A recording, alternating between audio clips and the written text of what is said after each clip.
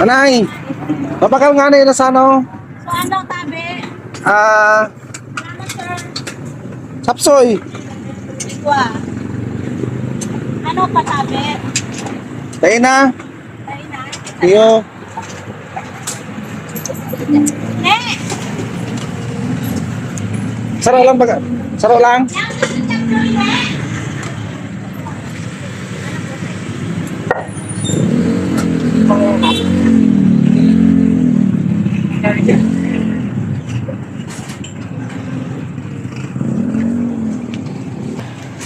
Masarap baga, nakabakal na daw. Di ba, Manay? Gustong gusto ko si Manay. O, yung sa mga gusto mga Bicolano dyan, dito kayo bumili kay Manay. Taga Sorsogon. Masiramon baga, dito mo lang makikita sa Bautista Street, Barangay Bayanan. Yan ang pinaka-founder si Manay, taga Sorsogon. Salamat naman. Saka maganda rin yung kanyang tindera. Ay, Manay, salamat. Salamat pa. Sige. Sige na. Ay na. Dinner. Lari. Ano na? Kumain ka na? Grabe naman, libre lahat. Oh. Pilar, inuuso mo ano yung mga binibili niya na ulam. Hindi, masarap to kasi si...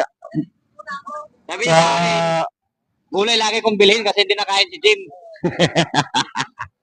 Sapsoy yan.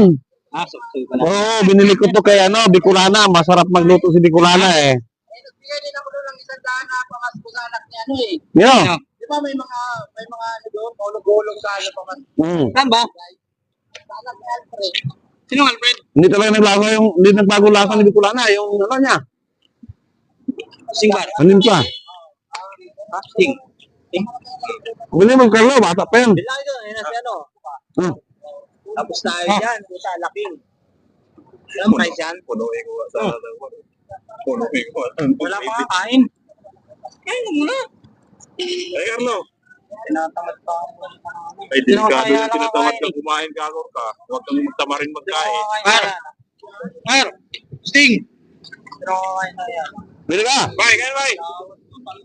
Ay, Pare-pare. Dito ka, para makita ka rin, friends. Sige lang ba, kaya pa eh. Kaya pa naman. Nakakatis, hindi pa naliliyo. Nakataste pa. Nangihina na ako, kasi talaga, ang tagal-tagal eh. may cook pa. Hindi pa naliliyo. Oo. Wala kayong baon? Wala kayong baon? Uwi ka sa inyo. Sa ano lang kami, sa bahay. Saka na kayo? Ha? Saka na ba? Bahay lang kami. Doon na, Kumain na lang. doon na kumain libre doon. Business.